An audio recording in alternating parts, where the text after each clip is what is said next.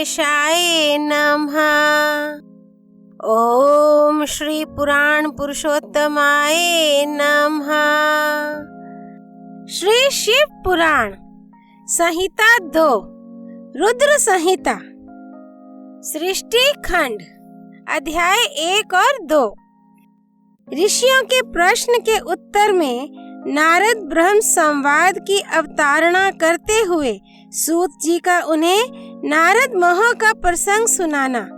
काम विजय के गर्व से युक्त हुए नारद का शिव, ब्रह्मा तथा विष्णु के पास जाकर अपने तप का प्रभाव बताना। जो विश्व की उत्पत्ति, स्थिति और लय आदि के एकमात्र कारण हैं, गौरी गिरिराज कुमारी उमा के पति हैं, तत्वज्ञ हैं, जिनकी कीर्ति का कहीं अंत नहीं है, जो माया के आश्रय होकर भी उससे अत्यंत दूर हैं, तथा जिनका स्वरूप अचिंत्य है, उन विमल बोध स्वरूप भगवान शिव को मैं प्रणाम करता हूँ। मैं स्वभाव से ही उन अनादि शांत स्वरूप एकमात्र पुरुषोत्तम शिव की वंदना करता हूँ, जो अपनी माया से इस संपूर्ण विश्व की सृष्टि करके आकाश की भांति इसके भीतर और बाहर भी स्थित हैं।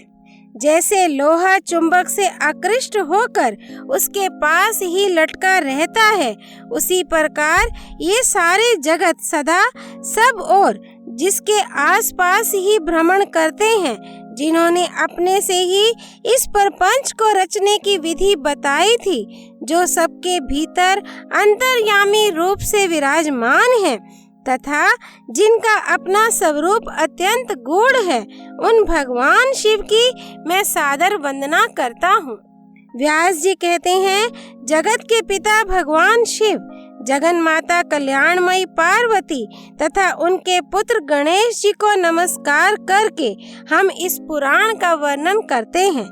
एक समय की बात है, नैमिषारण्य में निवास करने वाले शौनक आदि सभी मुनियों ने उत्तम भक्ति भाव के साथ सूत जी से पूछा। ऋषि बोले, महाभाग सूत जी, विधेश्वर संहिता की जो साधे साधन खंड नाम वाली शुभ एवं उत्तम कथा है, उसे हम लोगों ने सुन लिया। उसका आदि भाग बहुत ही रमणीय है तथा वह शिव भक्तों पर भगवान शिव का वात्सल्य स्नेह प्रकट करने वाली है। विद्वान, अब आप भगवान शिव के परम उत्तम स्वरूप का वर्णन कीजिए, साथ ही शिव और पार्वती के दिव्य चरित्रों का पूर्ण रूप से श्रवण कराइए। हम पूछते हैं, निर्गुण महेश्वर लोक में सगुण रूप कैसे धारण करते हैं? हम सब लोग विचार करने पर भी शिव के तत्व को नहीं समझ पाते। सृष्टि के पहले भगवान शिव किस प्रकार अपने स्वरूप से स्थित होते हैं, फिर सृष्टि के मध्य काल में वे भगवान किस तरह क्रीड़ा करते हुए सम्यक व्यवहार बर्ताव करते हैं, और सृष्टि कल्प का अंत होने पर वे महेश्वर देव किस रूप में स्थित रहते हैं। लोक कल्याणकारी शंकर कैसे प्रसन्न होते हैं, और प्रसन्न हुए महेश्वर अपने भक्तों तथा दूसरों को कौन सा उत्तम फल प्रदान करते हैं, ये सब हमसे कहिए। हमने सुना है कि भगवान शिव शीघ्र प्रसन्न हो जाते हैं। वे महान दयालु हैं, इसलिए अपने भक्तों का कष्ट नहीं देख सकते। ब्रह्मा, विष्णु और महेश, ये तीन देवता शिव के ही अंग से उत्पन्न हुए हैं। उनके प्राकट्य की कथा तथा उनके विशेष चरित्रों का वर्णन कीजिए। प्रभु, आप उमा के आविर्भाव और विवाह की भी कथा कहिए, विशेषता उनके गारहस्थ्य धर्म का और अन्य लीलाओं का भी वर्णन कीजिए।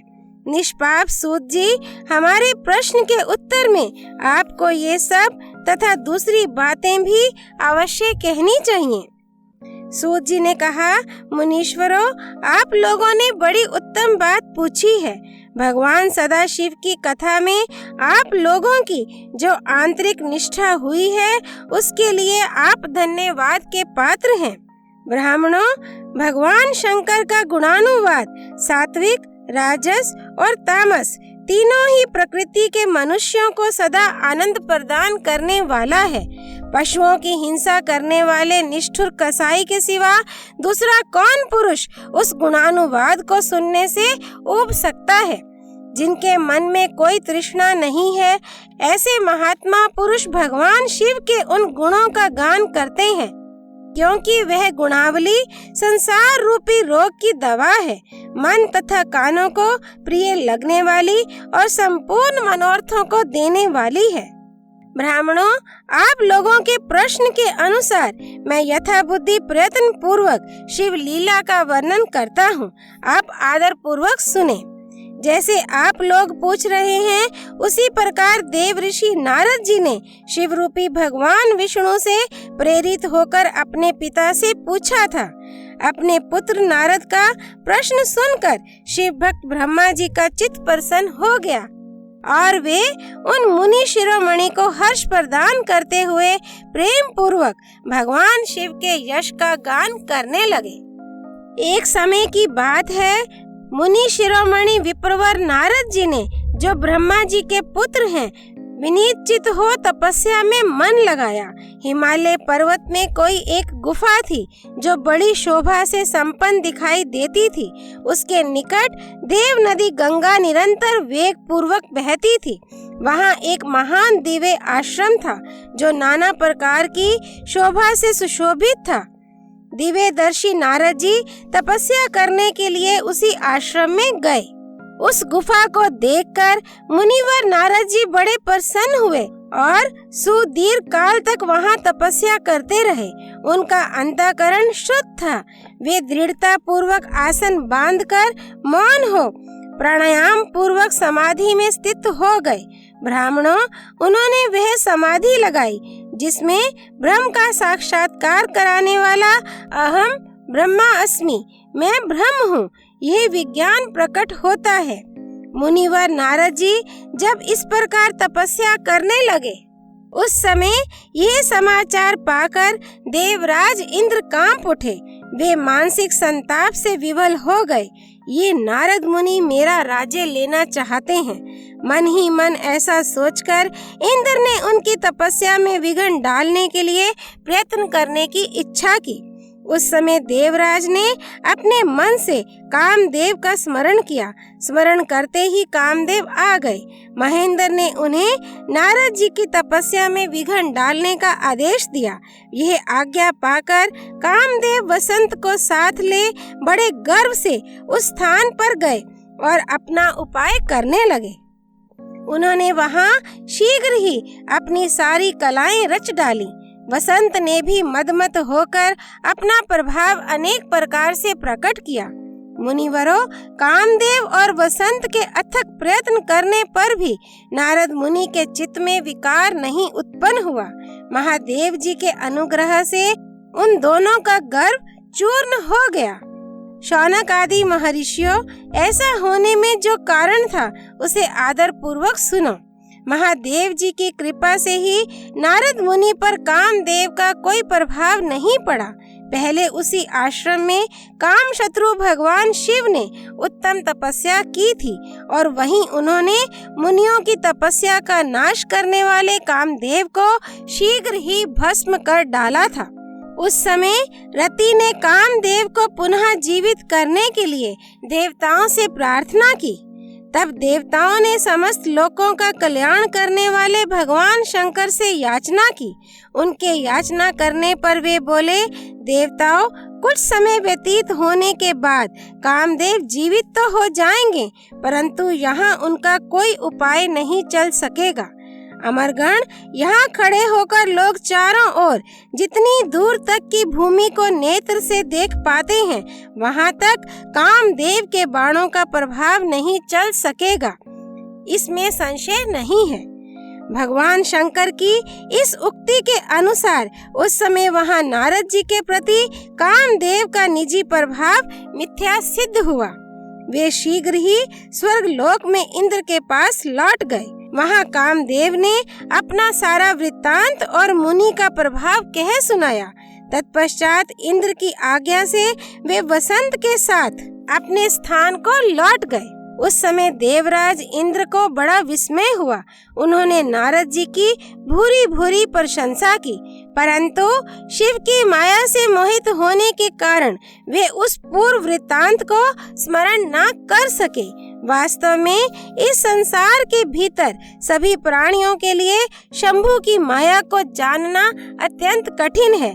जिसने भगवान शिव के चरणों में अपने आप को समर्पित कर दिया है, उस भक्त को छोड़कर शेष सारा जगत उनकी माया से मोहित हो जाता है। नारद जी भी भगवान शंकर की कृपा से वहां चिरकाल तक तपस्या में लगे रहे। जब उन्होंने अपनी तपस्या को पूर्ण हुई समझा, तब वे मुनि उससे विरत हो गए। कामदेव पर मेरी विजय हुई, ऐसा मानकर उन मुनीश्वर के मन में व्यर्थ ही गर्व हो गया। भगवान शिव की माया से मोहित होने के कारण उन्हें यथार्थ बात का ज्ञान नहीं रहा। वे ये नहीं समझ सके कि कामदेव के पराजित होने में भगवान शंकर का प्रभाव ही कारण है। उस माया से अत्यंत मोहित हो मुनि शिरोमणि नारद अपना काम विजय संबंधी वृत्तांत बताने के लिए तुरंत ही कैलाश पर्वत पर गए। उस समय वे विजय के मद से उन्मत्त हो रहे थे। वहां रुद्रदेव को नमस्कार करके गर्व से भरे हुए मुनि ने अपने आप को महात्मा मानकर तथा अपने ही प्रभाव से कामदेव पर अपनी विजय हुई समझकर उनसे सारा वृत्तांत कह सुनाया। वह सब सुनकर भक्त वत्सल भगवान शंकर ने नारद जी से, जो अपनी शिव की ही माया से मोहित होने के कारण काम विजय के यथार्थ कारण को नहीं जानते थे और अपने विवेक को भी खो बैठे थे, कहा। रुद्र बोले, तात नारद, तुम बड़े विद्वान हो, धन्यवाद के पात्र हो, परंतु मेरी यह बात ध्यान देकर सुनो। अब से फिर कभी ऐसी बात कहीं भी ना कहना। विशेषतः भगवान विष्णु के सामने इसकी चर्चा कदापि ना करना। तुमने मुझसे अपना जो वृत्तांत बताया है, उसे पूछने पर भी दूसरों के सामने ना कहना। ये सिद्धि संबंधी वृत्तांत सर्वथा गुप्त रखने योग्य है। इसे कभी किसी पर प्रकट नहीं करना चाहिए। तुम मुझे विशेष प्रिय हो, इसीलिए अधिक जोर देकर मैं तुम्हें ये शिक्षा देता हूँ और इसे ना कहने की आज्ञा देता हूँ, क्योंकि तुम भगवान विष्णु के भक्त हो और उनके भक्त होते हुए ही मेरे अत्यंत अनुगामी हो। इस प्रकार बहुत कुछ कहकर संसार की सृष्टि करने वाले भगवान रुद्र ने नारद जी को शिक्षा दी। अपने वृत्तांत को गुप्त रखने के लिए उन्हें समझाया बुझाया, परंतु वे तो शिव की माया से मोहित थे, इसलिए उन्होंने उनकी दी हुई शिक्षा को अपने लिए हितकर नहीं माना। तदनंतर मुनि शिरोमणि नारद ब्रह्मलोक में गए। वहां ब्रह्मा जी को नमस्कार करके उन्होंने कहा, पिताजी, मैंने अपने तपोबल से कामदेव को जीत लिया है। उनकी वह बात सुनकर ब्रह्मा जी ने भगवान शिव के चरणार विंदों का चिंतन किया और सारा कारण जानकर अपने पुत्र को यह सब कहने से मना किया। परंतु नारद जी शिव की माया से मोहित थे, अतएव उनके चित्त में मद का अंकुर जम गया था, उनकी बुद्धि मारी गई थी। इसलिए नारद जी अपना सारा वृत्तांत भगवान विष्णु के सामने कहने के लिए वहां से शीघ्र ही विष्णु लोक में गए।